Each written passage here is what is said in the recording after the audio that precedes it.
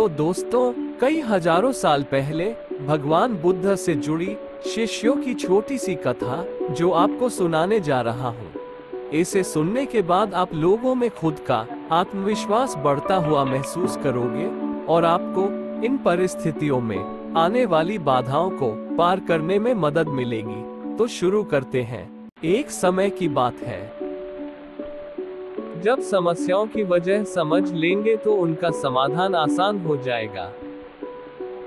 बुद्ध ने शिष्यों के सामने एक रस्सी में 3 गांठ लगाई और पूछा कि क्या ये वही रस्सी है जो गांठ बांधने से पहले थी। गौतम बुद्ध की एक प्रचलित कथा के अनुसार एक दिन सुबह सुबह सभी शिष्य बुद्ध के प्रवचन सुनने के लिए एक साथ बैठे हुए थे। कुछ देर बाद बुद्ध अपने साथ एक रस्सी लेकर आए। तथागत के हाथ में रस्सी देखकर सभी शिष्यों को हैरानी हुई। बुद्ध अपने आसन पर बैठे और उन्होंने रस्सी में एक के बाद एक 3 गांठ बांध दी। इसके बाद उन्होंने शिष्यों से पूछा कि क्या ये वही रस्सी है जो गांठ बांधने से पहले थी। इस प्रश्न के जवाब में एक शिष्य ने कहा कि तथागत, इसका उत्तर थोड़ा मुश्किल है। ये हमारे देखने के तरीके पर निर्भर करता है। एक तरह से तो रस्सी वही है, इसमें कोई बदलाव नहीं है।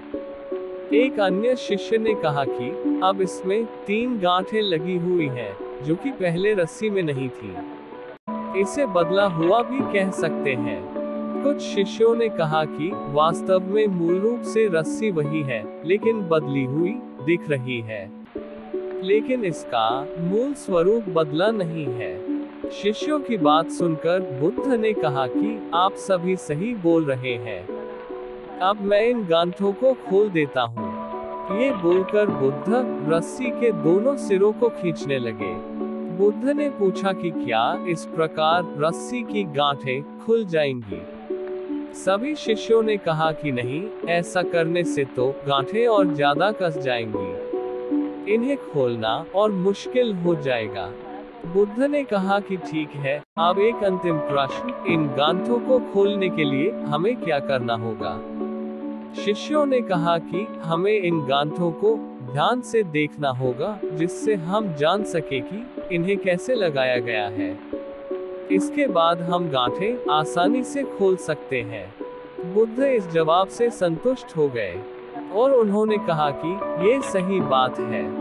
हम परेशानियों में फंसे रहते हैं और बिना कारण जाने ही उनका हल खोजने लगते हैं, जबकि हमें पहले समस्याओं के मूल को समझना चाहिए। जब समस्याओं की वजह समझ आ जाएगी, तो उन्हें सुलझाना बहुत ही आसान हो सकता है। गौतम बुद्ध एक शहर में प्रवास कर रहे थे।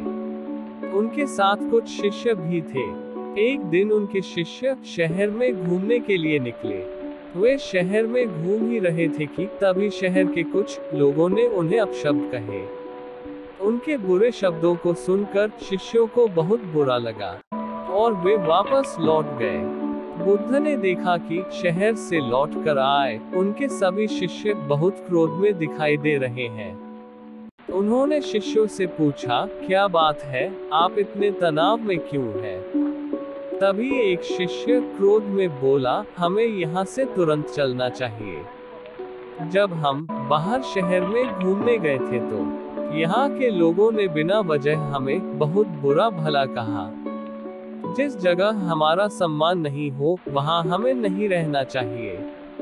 बुद्ध ने कहा, क्या किसी और जगह तुम अच्छे व्यवहार की अपेक्षा रखते हो?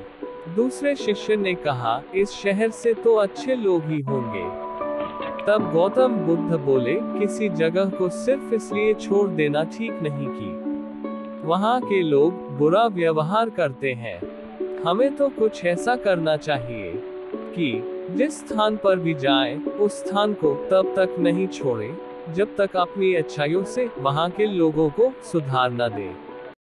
हम जिस भी स्थान पर जाएं, वहां के लोगों का कुछ न कुछ भला करके ही वापस लौटें।